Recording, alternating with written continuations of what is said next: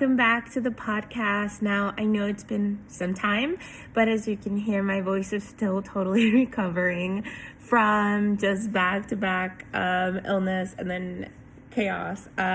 So I just wanted to take a moment to check in, welcome you into this episode. It is going to be a really resourceful conversation. It was for me, and this was pre-recorded, so you don't have to worry about listening to my hideous voice in this state. So without further ado, I want to introduce my guest for this podcast. Her name is Lucy Ann. She is an online fitness and nutrition coach. As a new mother, she took the leap and switched from a high-demanding finance role of 16 years, where she was a major incident manager and time management expert, to supporting clients achieve their health and fitness goals.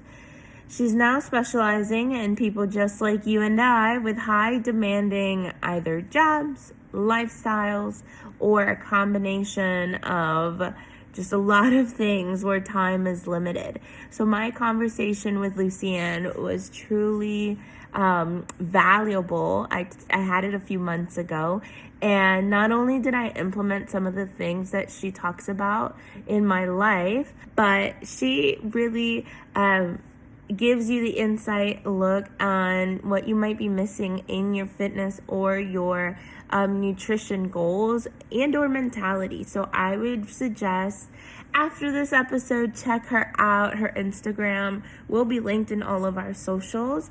But let's get started with the podcast, and no worries, this voice will recover soon and we'll keep rolling. And I'm excited to have you on because you are essentially doing something that hits all of us, and it should be hitting us if it's not, which is nutrition and fitness. So I want to give you a second to kind of talk to me about your journey, where you started from transitioning into your corporate job and jumping into this brand new field that you're in. Yeah, okay. So thank you for having me on. So I worked in banking for 16 years, so basically straight out of school. And then I was always training around it. I was always going to the gym and doing lots of cardio classes and things like that, and trying to fit that in around what was quite a demanding job.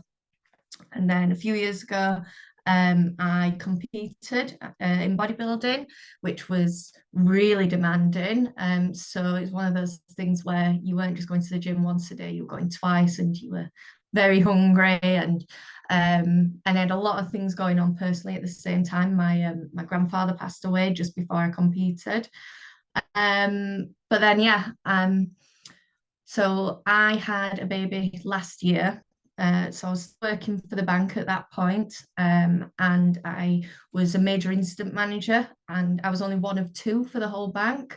They are quite a big bank in the UK. They're not that big in America, but they are one of the major five banks in the UK. So it was quite a demanding job. And whilst I was on my maternity leave, I think it just having a baby shifts how you think about things, your priorities, everything totally changes. And I kind of said to myself that I didn't think I would be able to go back and do that job to the same capacity. I didn't feel that I would be able to be there to watch my daughter grow up in the way that I want, and be able to give that career everything they deserve, because it wasn't a 9 to 5 job. The mobile banking app doesn't break between 9 a.m. and 5 p.m. It breaks at 7 o'clock at night when you're trying to do bath time, or companies going to administration at 6 a.m. in the morning, and the bank needs you, kind of thing. So I decided that it was time to follow something I was passionate about, and that I would be able to do around my baby. So it was difficult because it meant that I had to study whilst I was still very early postpartum. I was going away and doing full days training to learn to become a personal trainer, and taking the breast pump with me, and leaving the baby is a terrifying thing the first time she's left with her dad on their own. But yeah, it's good because, like I say, it fits around the baby and it fits around childcare. And whilst I miss my corporate job and I loved that job, I know that because of the challenges I'm having as a mother and, the day that she's sick and can't go to her grandparents or whatever, I know that I feel like my corporate job wouldn't have been able to support that in the way that having online clients does, that are a bit more flexible. The one thing that I hear here too is, so you're doing online fitness. Could you tell us a Yeah. little bit what is online fitness? So as I say, it works a lot better around the baby and my clients and everything. But the great thing about doing it online means I can support anyone all over the world. So they don't have to come to me. We don't have to go to a gym. I write my clients a training program and their nutrition program, and it's all in an app on your phone.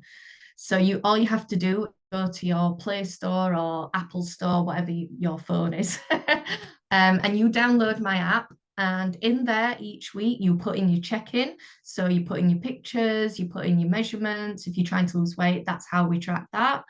And you let me know how you're feeling and how you're getting on with your training program.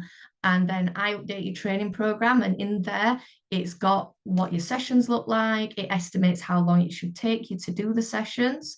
And in there, you put in that you lifted, I don't know, 5 kilogram dumbbells or 20 kilograms, whatever it is, so that we can track your progress to see that you're getting stronger and you're getting thinner if that's your goal, or if you're trying to put on weight, we can track it there as well. So it's a really great way to be able to keep in touch with clients. And I give clients the option that they can have check-in calls with me. So we do it over Zoom or Teams or WhatsApp, whatever works for them. Um, but yeah, it kind of helps for people that want to go to the gym at 4 a.m. or they want to go to the gym at 10 p.m. and having a personal trainer there doesn't work for them, or clients that have worked with a personal trainer in the past and think, I know what I'm doing, I need some guidance on structuring my training programs. So they don't want someone there, but they want someone to tell them how to structure the training so that they're getting the best out of themselves. Yeah, and I'm gonna give you an example of, so Yeah. I have always paid for a membership to a gym, but I go maybe once, I do the initial day that I paid for it, and maybe once every other month, or I'll switch it up. And we recently moved to Texas, in the US, and there's this like sauna gym and it's called Hot Work. So I signed up for that, and that's what I go to when a friend drags me out there. But other than that, I exactly what you're saying, like the schedule of trying to run to the gym, you have to figure out childcare, and I'm going to be honest, the anxiety of being in the gym with all of the equipment. And like, I've thought about having, maybe, they sometimes offer personal trainers there, but I just feel kind of embarrassed sometimes of like, I'm gonna ask them, how do you use this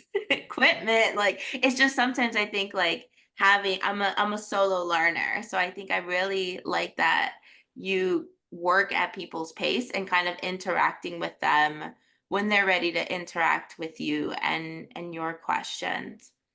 Can you tell me a little bit about um the people that you're working with?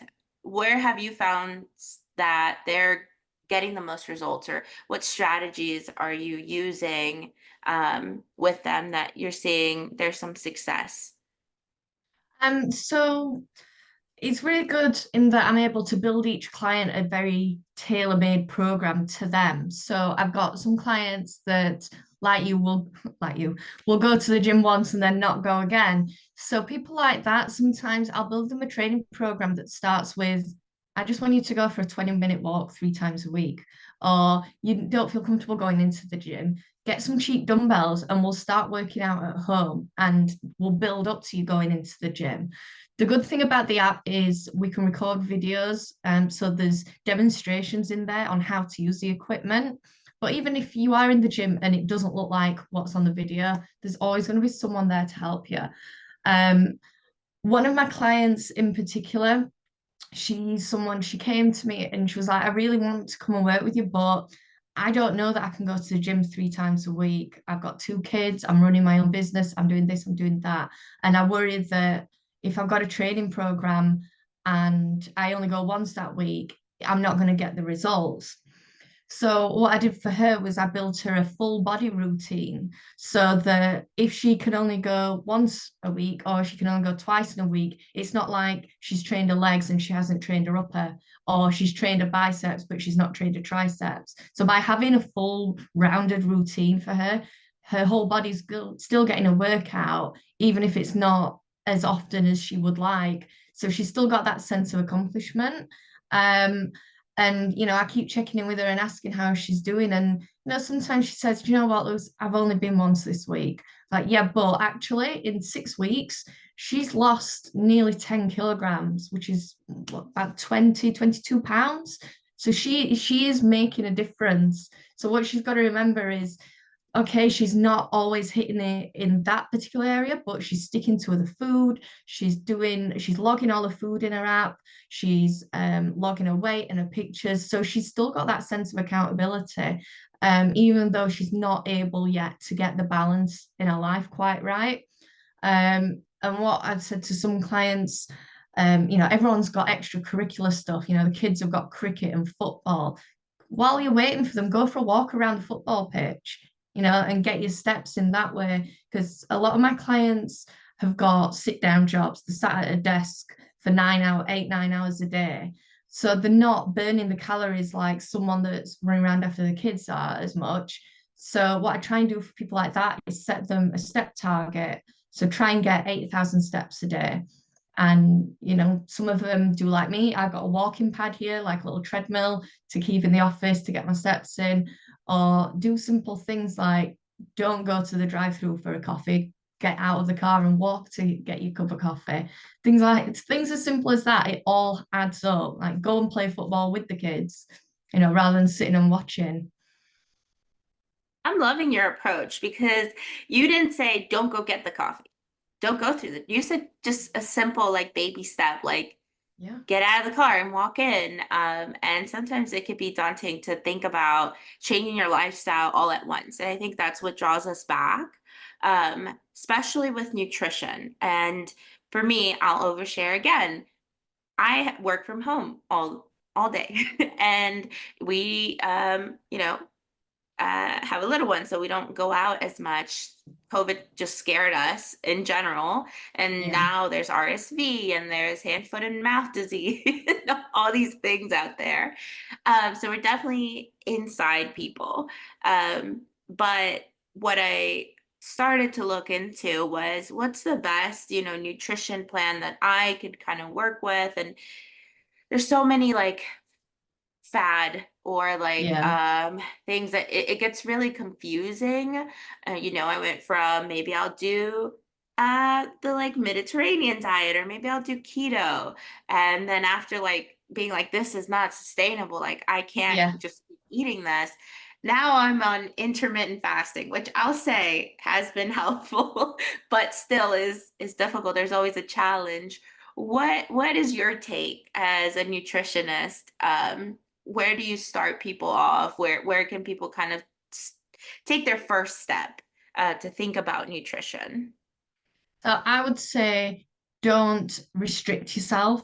Don't say I'm going to cut out carbs or I'm going to cut out chocolate. It just does not work. If you are someone that every other day has a bar of chocolate candy, then saying I'm not going to have any will not work for you, because it takes 21 days to make a change become a habit. So you need to start off very little things, like focus on adding more fiber into your diet. So whole wheat, whole grains, oats, brown bread, rice, things like that. Stuff that's going to fill you up so that you're going to be less inclined to go and grab a bar of chocolate.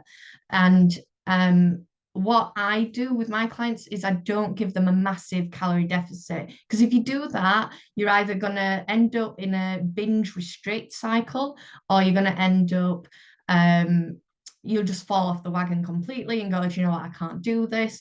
Try and make it so that you're having a little bit of what you like every day. So I've got a terrible sweet tooth, I'm guilty of it. But I'll go, do you know what? I'll be good all day, and then on my evening, I'll have a little bit of dark chocolate with my yogurt, and that makes me feel a little bit better. I've been really good, you know. And my app, what I've done is I've taken some time to put in a lot of recipes that appeal to people. So there's like a healthy cheeseburger in there, there's fish and chips, there's chicken and leek pie, sausage, mac and cheese, and it's all food that's healthy, nutritious, but it tastes just like you're getting a takeaway. And a lot of it is it serves 2 people or it serves 4 people, so you can feed the family. Because that's the other thing. If mum or dad suddenly decides, I'm going to eat chicken and rice for the next 6 weeks, well, if that was my partner, I'd be like, fine, you cook it, because I ain't cooking one meal for you and one for me and one for the baby. We either all eat together or we don't eat. I ain't cooking for 10 different people, do you know? Having a meal plan that works, that you can all eat, that you can eat as a family, is really key to it. And that's why I think a lot of my clients are able to stick to what I'm prescribing them, because they haven't got to cook one meal for themselves and the rest of the family something else. And they sit there eating chicken and rice while everyone else is having a pizza. You know, there's there's pizzas in the app, that you can make. And even if there isn't something in the app that you like, you can factor in those calories. You can build your calories to fit that.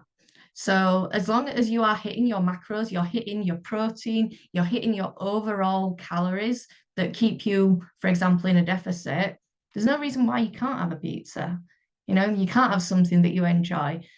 Being able to hit your calories and still achieve your goals is exactly what we're aiming for. And it makes it more of a lifestyle rather than a 6-week fad diet, or, things like keto and Atkins, things that cut out particular micro or macronutrients do not work for people. They're not sustainable. They might work for 6 weeks, if you're like, I've got to get into that dress or I've got to get into that bikini. But once you've got into that bikini, chances are you're just going to eat it all again. You're just going to start all over again and find yourself in the same place you were before. Yeah, and that's such a great approach to behavior, because when you think about it, if we've I'll speak just for me. I've lived 25 years choosing and picking and feeding myself. I'm gonna give myself the grace of my parents dictated till I was maybe 7 what I ate. And then after that, it was all me. But we have these habits that we've had for such a long time, and the thought behind of like, I'm just gonna flip the switch today on everything. It's just unrealistic. And maybe some people can do it and they have the extreme discipline to go through, but it doesn't seem like it's at least I want to believe it's not just me. It's not sustainable. You can't go from nothing to everything. You can't go from whatever your diet is and whatever your training routine is to something completely different. It's just not achievable. I think it really does help sometimes when your kids are at the age that they are trying new foods or you're weaning them, because you want to give your kids the best start. You want to ingrain in them good habits and good eating habits and trying lots of different foods. So it makes you eat better. And the thing is, my daughter's at the age now where if I'm eating a biscuit, it's getting taken out of my hand and someone else is eating it. So I want to eat better so that she eats better. And I think it's a really important time when a kid's growing up that they develop these good habits around food, and even things as simple as don't watch the TV when you're eating, because you're not listening to your body tell you when it's full, you're watching the TV. So many of us will put us kids in front of the TV just so that we can cram food down the mouth without them noticing it when they're tiny and they're weaning. Chances are they weren't hungry. That's why they're not eating it. That's why they're not picking at it themselves. Their diets, their hunger changes so much at that age. But we really need to listen to them when they're just pushing it away and flicking it off the high chair. They just didn't want it. And they need to know their bodies, and we need to respect that, but we need to listen to our bodies too. What's your body saying? Is your body full? Chances are it is. Give yourself a minute, or give yourself 20 minutes before you go back for seconds, because chances are you're full, but your body's not told you yet. Yeah, I I understand that more than I care to admit. Especially with my son, he for the longest time, we would set the food out and we would have our time, and we were on a routine, and he wouldn't eat it, and it would sit there and it would sit there, and then he would just grab the celery and just start eating. And it's just one of those things where like you get to have a flashback, or at least if you knew in the past, or some parents may have never known, your body will kind of tell you what you need, what nutrients you need, what, if you're hungry, at least for them. I hope my signals are clearer for me as an, adult. The last thing I wanted to kind of throw out there to get your thoughts on really quick. So, is the connection that people have with their food and their emotions. Right now that I'm doing this intermittent fasting, I let's say go maybe like 20 hours where I'm just like, I'm not going to eat. I'll eat, the 4 hour window. But what I did notice during that time is that when I'm stressed or when I'm sad or whatever it is, there's a void that I used to fill probably with like running downstairs and picking up something quick and, telling my husband like, oh, I just had this really rough call. And right now it's not there. And so it made it more aware. Is there is there a quick tip that you kind of help people with when navigating separating the two? I mean, other than, go to therapy, but Um, I think I would say you need to take the time to consider what that emotion is and what is it that eating that cookie is going to give you. So cookies, chocolate, candy, it's giving you that happy hormone, it's giving you the oxytocin. And is there something else that you could do in that moment that could give you that? Could you go and give your child a hug? Or could you just go outside and stand in the garden for 10 minutes and just try and ground yourself, center yourself, and go, do you know what? That was a really rough, crappy call. Let's just have a minute and just come back to myself before I go in and deal with whatever that is. And sometimes just distraction, just distract yourself because you're not hungry. You're just wanting a hormonal hug, really, aren't you? That's what you're wanting. So is there something else that you can do that makes you happy? Or releases the frustration? Can you go and scream into a pillow because that conference call didn't go well and that guy wasn't listening? Or like I say, you can go and give your kid a hug, go and get out into nature for 5 minutes, or having a herbal tea. Just sitting with a cup of tea and just doing that, just releasing it from your shoulders, releasing it from your brow that's got all stressed, where you're holding all the tension, and just feel your body, allow yourself to feel your body. Sometimes just touching along your face, along your brow, and just being able to be a little bit more present in your body than in your head, just to bring that connection back a little bit. these are really great tips. I'm learning a lot, and I'm going to reevaluate, because there are some things you can't know it all, right? Like I think that's what, as Mm. busy moms, you can't figure it all out all at once. We weren't born with it. You learn it. And to that point, I want to give you the chance to tell us about one, your app, because I want to know the name of it to see if it downloads for me. And then any projects that you have in the future, or anything that you want our listeners to kind of know about you, look into, and reach out to you. Yeah, so best place to reach out to me is through my Instagram, which is the Busy Fitness Coach. So, what it says on the tin, I'm the coach for people that are very busy. And from there, if people are interested in working with me, we can have a chat from there, and then we can talk about the app and how I can support them. And one of the projects I'm working on at the minute, based on how my current clients are getting on, is I'm just building a winter program for clients. So it's a 12-week program, which launches on the 19th of September. But you can put your name down for the 18th of August. And it is a 12-week program, and it's about building muscle. It's not for people wanting to cut, it's about building some strength, some muscle. It's ideal for people that, want to have a great Christmas and Thanksgiving and be able to enjoy the food without having to restrict themselves. As I say, it's like you'd be focusing on your macros and your protein and getting those really high, and just building some strength up in the gym. So what we do on the first week is test your strength, and then have a program that is built for 12 weeks. And then the week before Christmas, we test you again to see how strong you've got.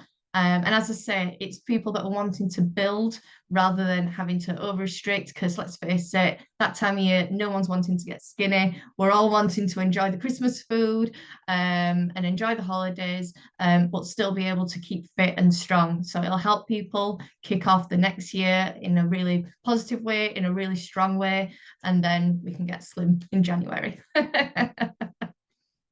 That's the cycle, right? It's like Yeah, enjoy, exactly. gain, and then try to lose. And it makes sense that it is, because for building muscle, you need to eat, is what I hear. Yes. So it works Yeah. out. Food Well, is that's fuel. That's the main thing. so it's a good time to re-energize and re-inspire. But thank you so much for spending this time with us. And Thank you for having me. yeah, and to our listeners, check the box below. The description will have all of Lucy's social media handles, and any contact info. Until next time.